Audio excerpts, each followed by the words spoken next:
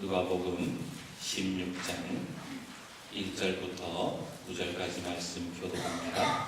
제가 먼저 1절을 읽습니다. 또한 제자들에게 이르시되 어떤 부자에게 청지기가 있는데 그가 주인의 소유를 낭비한다는 말이 그 주인에게 들린지라. 주인이 그를 불러 이르되 내가 네게 대하여 들은 말이 어찌 되느냐. 네가 거듭 설생하여 청지기 됨을 계속하지 못하리라 하니. 청지기가 속으로 이르되 주인이 내 직분을 빼앗으니 내가 무엇을 할까? 땅을 파자니 힘이 없고 빌어먹자니 부끄럽구나. 내가 한 일을 알았도다. 이렇게 하면 직분을 빼앗긴 후에 사람들이 나를 자기력으로 영접하리라 하고. 주인에게 빚진 자를 일일이 불러다가 먼저 온 자에게 이르되 내가 내 주인에게 얼마나 빚졌느냐. 나를 기름 100마리니라. 이르되 여기 내 증서를 가지고 빨리 앉아 50이라 쓰라 하고. 또 다른 이에게 이르시되 너는 얼마나 빚졌느냐. 이르되 밀 100석이니이다. 이르되 여기 내 증서를 가지고 80이라 쓰라 하였는지라. 주인이 옳지 않은 청지기가 이를 지혜 있게 하였으므로 칭찬하였으니 이 세대 아들들이 자기 세대에 있어서는 둘째 아들들보다 더 지혜로우니라. 그렇지요. 내가 너희에게 말하노니 불의의 재물로 친구를 사귀라. 그리하면 그 재물이 없어질 때에 그들이 너희를 영주할 처소로 영접하리라. 아멘. 한 해가 끝날 때쯤이면 결산이라는 것을 하지요. 회사도 결산하고 교회도 결산하고 TV 방송국의 연예인들도 연말 시상, 연말 결산을 합니다. 결산을 한다는 것은 여기까지 선을 긋고 마무리를 하겠다라는 겁니다. 그리고 또 한편으로는 여기에서 마무리했으니 새롭게 출발하겠다라는 의미를 가지는 것이지요. 그래서 연말에 결산을 하는 이유가 새해에 새로운 마음으로 출발하기 위해서 결산이라는 것을 하는 겁니다. 오늘 여러분은 2020년을 새롭게 출발하시기 위해서 올해 인생 결산을 한번 해보셨습니까? 저는 이번 주에 좀 구체적으로 결산을 해야 되겠다라는 생각을 했어요. 지금까지는 뭐 이렇게 보면 너무 부목사 시절에는 너무 정신이 없어가지고 인생 결산을 해본 적이 별로 없어요. 다음 프로그램 준비하고 막 그런다고 그랬었는데 이제 조금 제 스스로의 어떤 목회의 철학과 방향성을 잡으면서 올 한 해에 어떤 결산을 해야 되는가 고민을 하다가 이런 정리를 했어요. 첫 번째, 1년 52주에 52개의 주일 설교와 52개의 수요 설교 제목과 내용을 쭉 정리를 했습니다. 그리고 매 설교마다 얼마나 최선을 다했는가를 한번 봤어요. 사실 성도님들의 반응을 떠나서 성도님들이 은혜 받았습니다, 뭐 좋았습니다, 뭐 이런 반응들을 떠나서 설교자는요 자기가 설교한 내용을 알고 있습니다. 얼마나 노력하고 내가 이 설교에 몸부림치고 기도했는지, 어떤 설교는 은혜를 받으면서 내가 울면서 설교 준비한 것도 있고요. 어떤 설교는 풀리지가 않아서 밤을 새워서 했던 설교도 있고, 어떤 설교는 그냥 포기하다시피 그냥 하나님 알아서 하십시오 그러면서 단상에 올라왔던 그런 설교도 있습니다. 어떤 설교 본문과 제목들은 주온 글씨가 돼서 저를 괴롭힙니다. 너 이 설교할 때 그렇게 살지도 못하면서 그런 척 했잖아. 너 이 설교할 때 최선을 다하지 않았잖아. 너 이 설교할 때 기도 제대로 안 했잖아. 그렇게 설교 결산을 이렇게 쭉 하다 보니까 하나님 앞에서 너무 부끄러운 마음이 드는 거예요. 두 번째, 설교 정리를 하고 난 다음에 제 통장을 정리했습니다. 사실 조심스러운 얘기지만 사모가 모르는 비자금 통장이 저에게 있습니다. 이제는 밝혀졌으니까 뭐 비자금 통장이라고도 할 수 없겠지만 뭐 내용은 알아요. 얼마나 있는지는 모르지만 1년 동안 이 통장, 비자금 통장을 내가 어떻게 썼는지를 한번 결산을 했어요. 어디에 제일 많이 썼을까? 첫 번째, 서점. 두 번째, 커피. 세 번째, 기타 잡다한 곳. 그렇게 정리를 하다 보니까 나만을 위해서 쓴 거예요. 고작 몇십만 원밖에 안 되는 비자금이지만 단돈 1, 2만 원이라도 불우이웃을 위해서 썼던 흔적이 하나도 없더라는 거예요. 만약 이웃을 위해 썼다면 주님이 얼마나 기뻐하셨을 거예요. 동장별산도 주님 앞에 내어놓을 것이 없었습니다. 그렇게 하나하나씩 2019년 살아온 인생 별산을 내어보았습니다. 1년 동안 내가 어디로 다녔는지, 기도 응답은 또 얼마나 받았는지, 주님 앞에 드린 헌금은 얼마인지 구체적인 결산을 하다 보니까 제 모습에 실상이 드러나더군요. 오늘 여러분은 2019년 인생 결산을 어떻게 하셨습니까? 그저 막연하게 송구영신 예배 때에 한 해를 돌아보면서 하나님 잘못했습니다. 그렇게 하는 것보다 정말로 구체적인 결산을 통해서 내 통장 정리도 해보고 말씀 생활, 기도 생활 그런 구체적인 결산을 해보셨으면 참 좋겠습니다. 그렇게 2019년을 매듭 지을 수 있어야 2020년에 새로운 출발을 우리는 할 수 있게 되는 것입니다. 그러기에 2020년 새해에는 2019년 잘 매듭 지으시고 2020년 새해에는 더 나은 모습으로 주님 앞에 서시는 저와 여러분이 되기를 주님의 이름으로 축복합니다. 우리 한 번만 더 인사해 봅시다. 마무리 잘 하십시오. 마무리 잘 하십시오. 오늘 본문에도 보면 결산하는 이야기가 나오지요. 1절과 2절 말씀 우리 같이 한번 읽어보겠습니다. 1절 2절입니다. 시작. 또한 제자들에게 이르시되 어떤 부자에게 청지기가 있는데 그가 주인의 소유를 낭비한다는 말이 그 주인에게 들린지라. 주인이 그를 불러 이르되 내가 내게 대하여 들은 이 말이 어찌 됨이냐. 내가 보던 일을 셈하라. 청지기 직무를 계속하지 못하리라 하느니. 주인이 와서 뭐라 그러는 거예요? 내가 보던 일을 셈하겠다. 그렇게 이야기를 하는 겁니다. 어떤 부자에게 청지기가 있었는데 그 청지기가 자꾸만 재산을 낭비한다는 소리가 들리니까 주인이 와서 한다는 말이 결산 한번 해보자 그랬다라는 겁니다. 그런데 청지기가 주인이 결산을 하자 그러니까 청지기가 무슨 짓을 하는가? 주인이 하라는 결산은 안 하고 이상한 짓거리를 하기 시작하더라는 거예요. 4절부터 7절의 말씀을 한번 보십시오. 이 청지기가 한다는 것이 무엇인가? 내가 할 일을 알았도다. 이렇게 하면 직분을 빼앗긴 후에 사람들이 나를 자기 집으로 영접하리라 하고 주인에게 빚진 자를 일일이 불러다가 먼저 온 자에게 이르되 내가 내 주인에게 얼마나 빚졌느냐 말하되 기름 100마리니이다. 이르되 여기 내 증서를 가지고 빨리 앉아 50이라 쓰라 하고 또 다른 이에게 이르되 너는 얼마나 빚졌느냐 이르되 100석이니이다. 이르되 여기 내 증서를 가지고 80이라 쓰라 하였는지라. 지금 주인이 결산을 하라고 이야기하는데 이상한 짓거리를 하고 있더라는 거예요. 너무 어이가 없고 기가 막히지 않습니까?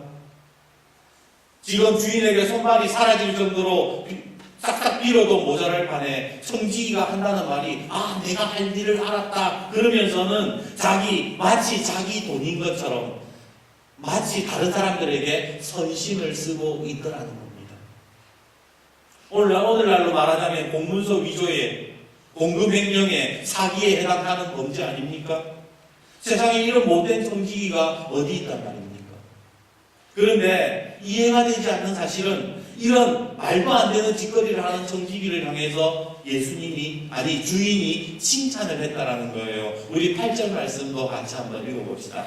8절 같이 읽어줍시다. 8절입니다. 시작. 주인이 이 옳지 않은 청지기가 이를 지혜 있게 하였으므로 칭찬하였으니 이 세대의 아들들이 자기 시대에 있어서는 빛의 아들들보다 더 지혜로움이니라.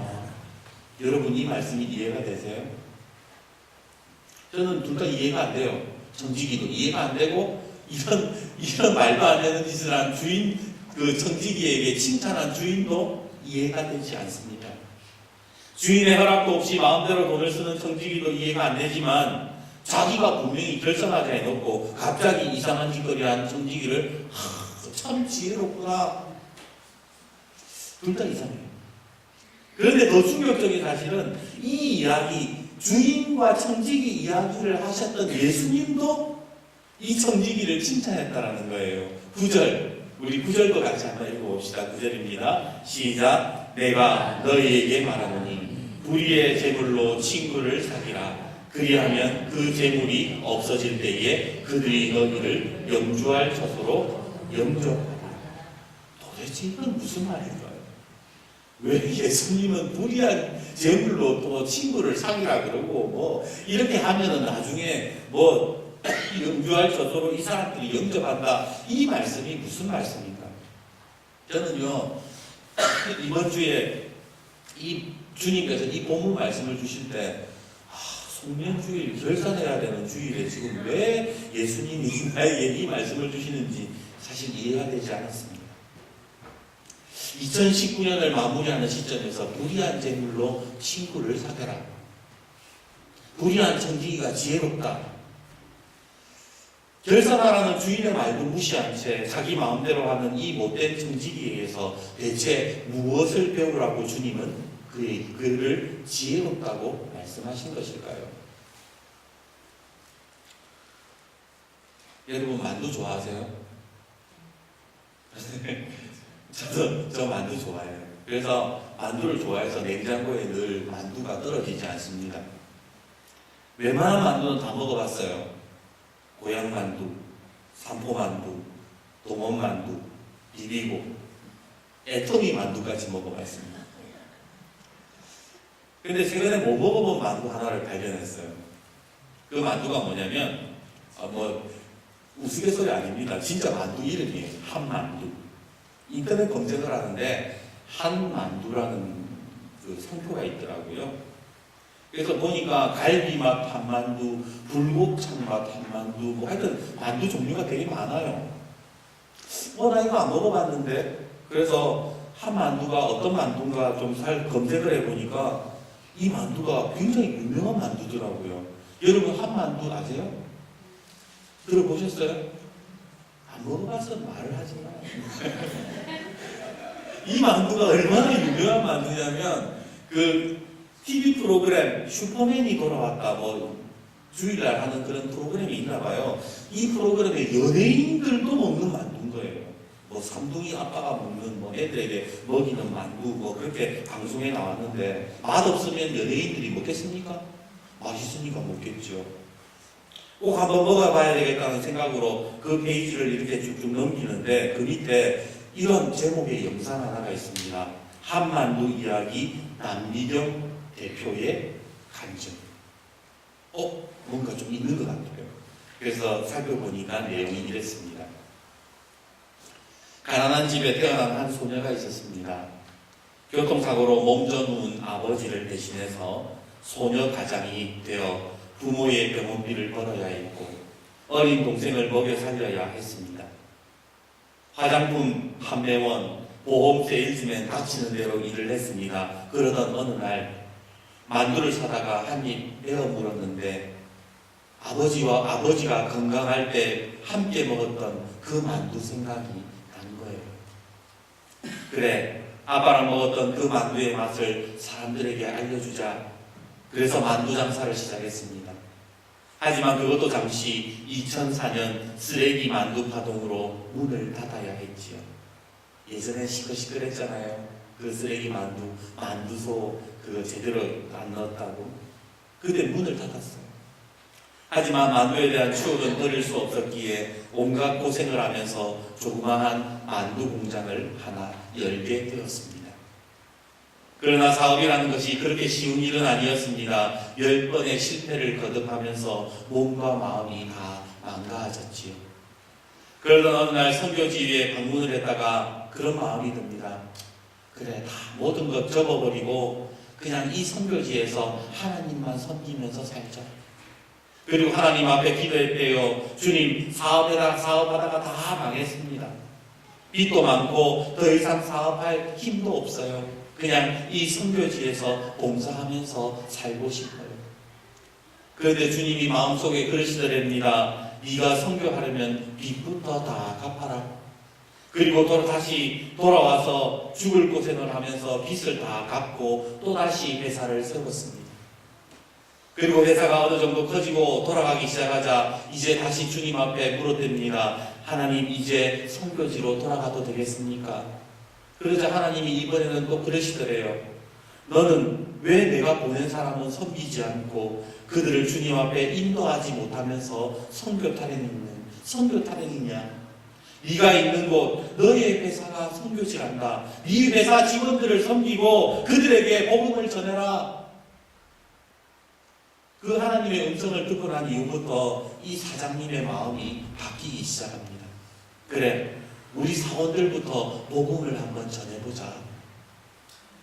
여태까지는 사원들을 보면 그냥 사장의 자리에 있었어요. 그냥 인사치레로 직원들이 인사하면 안녕하세요, 가벼운 목례만 했는데 인사를 바꾸었습니다.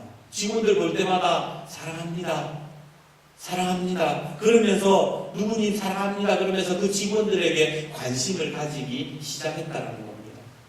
사장이 그렇게 인사를 하니 직원들도 인사를 바꾸었고, 한 번은 공장을 돌다가 만두 빚는 직원들의 이야기를 듣게 됩니다. 아주머니들이 만두를 빚으면서 뭐 별의별 얘기 다 안 하겠습니까? 자식 속 썩이는 이야기, 빚 못 갚은 이야기, 남편이랑 아침 대바람부터 싸운 이야기, 시어머니 험담까지 온갖 이야기를 하면서 만두를 빚고 있는 거예요. 그런데 그 광경을 보다 보니까 이런 생각이 드는 겁니다. 만두가 저 이야기 다 들을 텐데 저 이야기 들은 만두가 과연 맛있을 수 있을까? 음식은 마음이고 정성이라고 하는데 한숨과 분노로 만든 음식이 어떻게 맛이 있겠냐 말입니다. 그래서 직원들의 복지를 챙기기 시작했대요. 직원들이 만두를 빚으면서 노래 부르면서 만들 수 있도록 중창단도 만들고 노래 경연도 하고 직원들 복지도 챙기고 일주일에 몇 시간씩 연습시키고, 그래서 수련회도 같이 직원들 데리고 가고, 그렇게 노래를 부르면서 만두를 만들다 보니까 놀라운 일들이 벌어지기 시작하는 거예요. 어떤 변화가 생겼느냐? 소매업을 하는, 장사하는 사람들이 그 사장에게 와서 그러는 겁니다. 사장님, 만두 맛이 달라졌어요. 만두를 먹어본 사람들이 말합니다. 사장님, 만두가 맛이 바뀌었어요. 만두가 너무 맛있어졌어요. 그렇게 한 만두가 소문이 나기 시작하고 단기간에 2배 이상의 매출을 올리면서 연예인도 먹는 만두가 되었다는 거예요. 이 이야기의 주인공은 바로 한 만두 사장 남미경 권사님의 이야기입니다. 그 권사님이 이렇게 고백합니다. 이 회사는 저의 것이 아니었습니다. 저는 그냥 맡은 청직일 뿐인데 마치 이 회사를 제 것이냐 직원들을 닥달하고 저희의 재산만 모으려고 했습니다. 회사 직원들은 사랑하지도 못하면서 하나님 선교한다는 위선을 가지고 저는 살았습니다. 그런데 내가 하나님의 청지기임을 고백하는 순간 회사가 바뀌기 시작했고, 저 사장이 믿는 하나님이라면 나도 믿겠다는 직원들이 나오기 시작했다라고 그녀는 그렇게 간증을 하고 있더군요. 오늘 불의한 청지기를 보면서 우리 주님께서 우리에게 배우라고 하신 것은 2가지입니다. 그것이 뭔가 한번 따라해 봅시다. 주인은 따로 있다. 그렇습니다. 주인은 따로 있는 거예요. 우리 인생 모두는요, 주인이 따로 있어요. 내 인생 내가 결정하고 내가 책임지고 내가 사는 것 같지만 내 인생의 주인은 따로 있습니다. 우리가 분명히 기억해야 될 것은 나를 만드셨고 나의 길을 인도하시고 내 인생을 지금까지도 보호하시고 함께 하시는 나의 모든 것 되시는 주인이 되시는 분이 하나님이시라는 것을 인정하는 사람이 진짜 인생 결산을 할 수 있는 거예요. 우리가 죽어서 하나님 앞에 결산을 할 때에 하나님은 우리에게 2가지를 물으신다 그래요. 마태복음 22장 37절에서 40절, 예수께서 이르시되 내 마음을 다하고 목숨을 다하고 뜻을 다하여 주 너의 하나님을 사랑하라 하셨으니 이것이 크고 첫째 되는 계명이요 둘째도 그와 같으니 내 이웃을 내 자신같이 사랑하라 하셨으니 이 2 계명이 온 율법과 선지자의 강령이니라. 우리가 하나님 앞에 갔을 때 하나님이 두 가지만 물으신다 그러잖아요. 네가 이 땅에서 살 때에 나를 얼마나 사랑했느냐, 또 그 땅이 이 땅에서 살아갈 때에 얼마나 이웃을 내 몸과 같이 사랑했느냐. 우리가 죽어서 하나님 앞에 결산할 때에 여러분, 하나님이 이런 질문하실 때에 여러분들은 무슨 대답을 하실 수 있겠습니까? 내 인생의 주인이 자기라고 생각하는 사람들은 절대로 하나님 사랑할 수 없습니다. 내 것이라고 움켜쥐는 사람들은 절대로 이웃을 사랑할 수 없더라는 거예요. 그런데 오늘 불의한 청지기는 자기의 것이라고, 모든 것이 자기 소유라고 생각했던 것이 더 이상 자기 것이 아니라는 생각이 들자 그는 빚을 탕감해주고 나누어 주기 시작하는 거예요. 사람들이 보이기 시작하는 거예요. 주님은 바로 그 지혜를 배우라고 하신 것이지요. 네 것도 아닌데 뭘 그렇게 가지고 움켜쥐려고만 하느냐. 거저 받았으니 거저 줄 줄도 알아야지. 돌이켜보면 우리의 인생들은 늘 소유하려는 인생입니다. 하나님이 주신 죄는 시간, 물질, 이 모든 것을 주신 분이 하나님이신데 마치 내 것인 양 생색내고 내 쾌락과 안위를 위해서만 사용했던 모습들이 우리 속에 있지 않습니까? 누군가가 저에게 와서 설교해달라 그러면 그거 괜히 생색냈던 적 한두 번이 아니었습니다. 하나님의 말씀 가지고 어떻게 목사가 생색을 낸단 말입니까?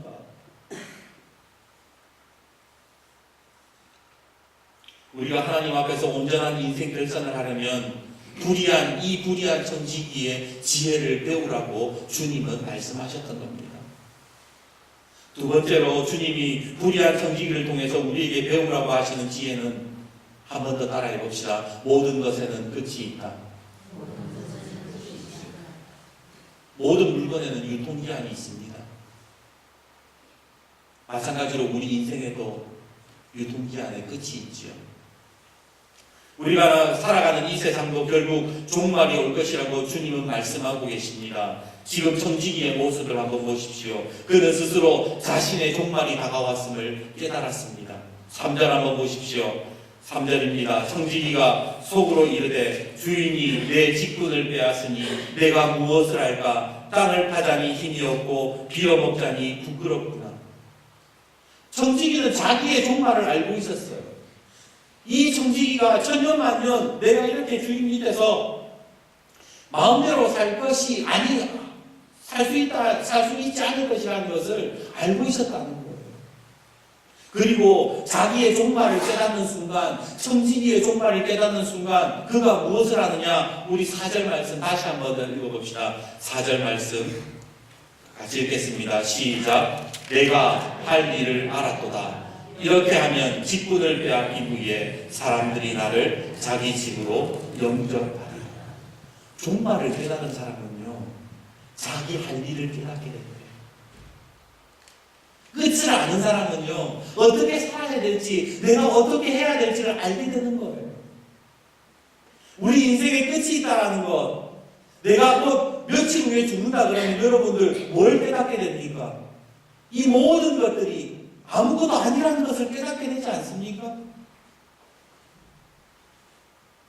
마치 우리는 영원히 살 것처럼 그렇게 살아가면서 계속 모으고 움켜쥐고, 그런데 종말을 깨닫는 순간 불의한 청지기는 사람이 보이기 시작했다. 종말을 깨닫는 인생은 주변이 보이기 시작하는 겁니다. 요즘 한창 전 세계적으로 환경 살리려는 그런 움직임이 여느 때보다 강하죠. 왜 그렇습니까? 이대로 가다가는 전 세계에 종말이 온다는 것을 사람들이 깨달았기 때문에 그런 거예요. 개발도상국일 때는 모릅니다. 하루빨리 잘 살아야 되고 어서 성장하려고 하기에 온 나라가 썩어 들어가는지도 모른 채 그냥 돈 벌기에 급급합니다. 그러나 종말이 보이는 순간 환경정책 버리고 미세먼지 이야기하고 미세 플라스틱 없애야 된다고 그렇게 외치고 있더라는 거예요. 그런데 그렇게 깨닫는 것도 은혜입니다. 어떤 사람들은 그 끝도 모른 채, 종말이 뭔지도 모른 채 움켜쥐고 욕심 부리다가 그냥 죽어가는 사람들도 얼마나 많이 있습니까? 그때 그들은 인생의 주인이신 하나님 앞에서 어떤 결산을 하게 될까요? 그래서 오늘 주님은 불의한 청지기의 지혜를 배우라고 하신 거예요. 이제 말씀을 뵙겠습니다. 오늘 8절에 주님은 이렇게 말씀하십니다. 우리 8절 말씀 같이 한번 읽어봅시다. 8절 같이 읽겠습니다. 시작. 주인이 이 옳지 않은 청지기가 이를 지혜 있게 하였으므로 칭찬하였으니 이 세대의 아들들이 자기 시대에 있어서는 빛의 아들들보다 더 지혜로운이니라. 오늘 이 말씀의 의미가 뭘까요? 청지기의 위조행위나 불법, 사기극을 배우라고 주님이 말씀하시는 걸까요? 아닙니다. 오늘 청지기가 깨달은 사실 두 가지, 나에게는 주인이 있고 모든 것에는 끝이 있다라는 것을, 그 지혜를 배우라고 말씀하시는 겁니다. 그런 지혜가 있는 자들이 하나님 앞에서 진정한 결산을 할 수 있는 거예요. 올 한 해 저와 여러분은 어떻게 사셨습니까? 불의한 청지기가 깨달은 것처럼 나의 주인은 하나님이시고 내 인생에 종말이 있으며 그 종말 신앙을 가지고 2019년을 사셨습니까? 오늘 9절에 주님은 우리에게 또 이렇게 당부하십니다. 9절 말씀 같이 한번 또 읽어봅시다. 읽겠습니다. 시작. 내가 너희에게 말하노니 불의의 재물로 친구를 사귀라. 그리하면 그 재물이 없어질 때에 그들이 너희를 영주할 처소로 영접하리라. 불의한 재물. 불의한 재물이 뭡니까? 어차피 썩어 없어질 재물이에요. 또 이 재물은 누군가의 손에 들어가면 잘못 사용되어질 수 있는 그런 재물이 바로 불의한 재물입니다. 그런데 그 불의한 재물로 천국 친구 사귀는 데 쓴다면 그들이 여러분들을 영원히 거할 처소에서 영접할 것이라고 주님은 말씀하시는 겁니다. 좀 더 쉽게 이야기해 볼까요? 내가 재물을 움켜쥐고 모으려고 하지 않고 우리 광덕마을 주민들을 천국 친구로 사귀는 데 쓰면 이후에 그 마을 주민들이 먼저 천국에 간 마을 주민들이 천국에서 맞아준다는 거예요.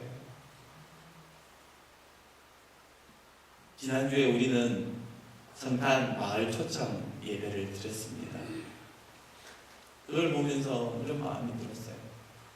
우리가 자꾸 모으려고 하고 가지려고 하고 나누지 않으려고 하고 움켜쥐려고 한다면 이 사람들을 어떻게 구원할 수 있을까? 그런데 내가 가지고 있는 것들을 나누어주고 사랑하는 데 쓰고 이들을 천국의 친구로 삼게 된다면 이후에 먼저 간 천국 친구들이 우리가 천국 갔을 때에 그럴 거예요. 아이고 장로님 오셨습니까?